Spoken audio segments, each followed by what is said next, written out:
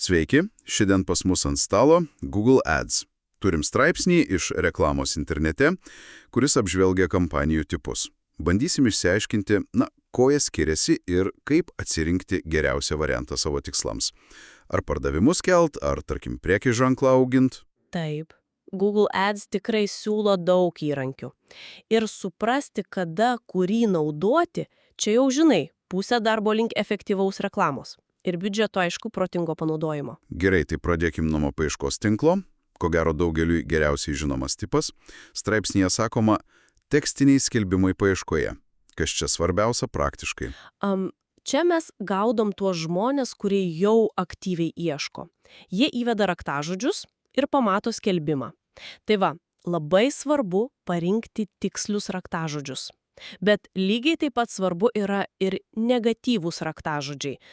Kad atsifiltruotum nereikalingus paspaudimus. Aha, kad nerodytų bet kam? Būtent. Ir kadangi dažniausiai mokama už paspaudimą, tas CPC, tai reikia nuolat žiūrėti skelbimo tekstus, nukreipimo puslapius, optimizuoti. Aišku, tai čia toks tiesioginis atsakas į vartotojų veiksmą. Bet ką daryti, jei norim ne tik atsakyti, bet ir, patys inicijuoti susidomėjimą, priminti apie save? Turbūt vaizdinė reklama čia. Tiksliai, vaizdinė reklama, baneriai įvairiose svetainėse, programėlėse, tai jau apie matomumą, apie žinomumą didinimą. Čia galima pasiekti labai plačią auditoriją. Taikytis pagal interesus, demografiją, arba net remarketingas rodyti tiems, kas jau lankėsi svetainiai. O remarketingas geras dalykas. Taip. Ir patarimas būtų neapsiriboti vienu banerio dizainu ar dydžiu. Reikia testuoti. Skirtingi vizualai skirtingoms auditorijoms gali veikti labai nevienodai. Supratau. O video kampanijos? YouTube dabar toks, milžinas. Taip, YouTube'o potencialas didžiulis. Video leidžia papasakoti istoriją, parodyti produktą gyvai, bet konkurencija irgi didelė. Yra įvairių formatų praleidžiami, nepraleidžiami. Svarbiausia pirmosios sekundės. Reikia iš karto užkabinti, dėmesys labai trumpas. Jo, prasukti lengva. Būtent. Ir aiškus kvietimas veikti, CTA, privalomas. Ką norim, kad žmogus padarytų pažiūrėjęs. Ir beje, subtitrai. Labai svarbu, nes daug kas žiūri be garso. Geras pastebėjimas dėl subtitrų. O straipsnėje dar minimos apsipirkimo kampanijos. Sako, ypač e-komercija aktualu. Kodėl? Nes jos rodo produktą tiesiai paieškos rezultatuose. Su nuotrauka, kaina, pavadinimu, parduotuve, labai vizualu. Ir orientuota tiesiai į pirkimą. Iškart matai, ką gausi. Taip. Bet čia svarbus techninis momentas. Reikia tvarkingos integracijos su Google Merchant Center ir kokybiško produktų duomenų srauto, to vadinamo feedo. Ir praktinis patarimas – nuolat tą feedą atnaujinti. Kainos, likučiai, geri aprašymai, kokybiškos nuotraukos – viskas turi būti tikslu. Klaidos čia gali tiesiog suvalgyti biudžetą per klaidingus paspaudimus. Aišku, čia jau reikia tvarkos duomenyse. Toliau, programėlių kampanijos. Kam jos?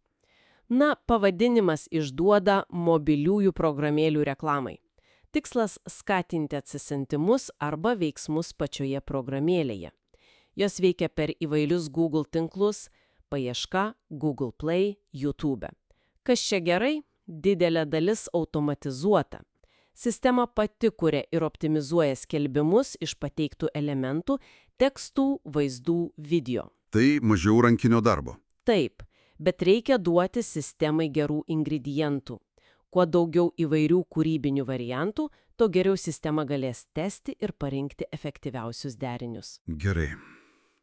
Dar yra Discovery kampanijos. Kur čias galima pamatyti? Jos rodomos tokiose vietose kaip YouTube pagrindinis srautas, Gmail, Social ir Promotion skiltis, Google Discover. Jos skirtos pasiekti žmonės, kai jie naršo, yra atviri atrasti kažką naujo, nebūtinai aktyviai ieškodami.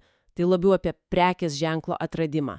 Vėlgi, labai svarbus vizualas, kokybiškos nuotraukos, video, intriguojanti antraštė. Ir priėjom prie paskutinio tipo – didžiausio našumo arba Performance Max. Straipsnis sako viskas viename. Ar tikrai taip paprasta? Na, iš dalies taip, tai pats naujausias ir labiausiai automatizuotas tipas. Jis apima visus Google tinklus vienoje kampanijoje - paieška, vaizdinė, video, Gmail, Discover, net žemėlapis ir apsipirkimą. Visa esmė - dirbtinis intelektas, DI, kuris optimizuoja viską - biudžetą, taikymą, skelbimus, kad pasiektų maksimalias konversijas pagal jūsų tikslus. Skamba galingai? Ir yra galingas, ypač konversijoms. Bet viskas viename nereiškia, kad galima tiesiog įjungti ir pamiršti. Vis tiek reikia pateikti kokybiškus kūrybinius elementus - tekstus, vaizdus, video. Labai svarbu duoti aiškius auditorijos signalus, kas yra jūsų klientas.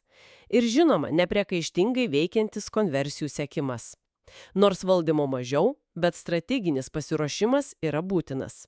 Tai va, apibendrinant, akivaizdu, kad vieno recepto visiems nėra, viskas priklauso nuo to, ko mes siekiam, ar ne? Vienareikšmiškai, reikia labai aiškiai žinoti tikslą. Norim greitų pardavimų, gal žiūrim į paiešką apsipirkimą.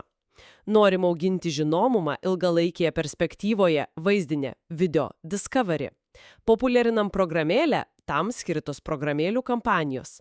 O Performance Max tai toks galingas automatizuotas įrankis konversijoms per visus kanalus. Bet jis reikalauja pasitikėjimo sistema ir gerų pradinių duomenų. Ir turbūt nebijoti bandyti, testuoti? Būtinai. Eksperimentuoti, derinti skirtingus tipus, stebėti, kas veikia geriausiai konkrečiam verslui ir nuolat optimizuoti. Supratimas, kaip kiekvienas įrankis veikia, leidžia sudėlioti efektyvą strategiją. Tai pabaigiai toks klausimas pamastymų lieka, jeigu jau dabar turim tokias DI valdomas kampanijas kaip Performance Max, kurios pačios tiek daug daro, kas toliau? Kokia galėtų būti kita tos automatizuotos reklamos evoliucijos stadija? Ir kaip, verslai galėtų tam ruoštis jau dabar?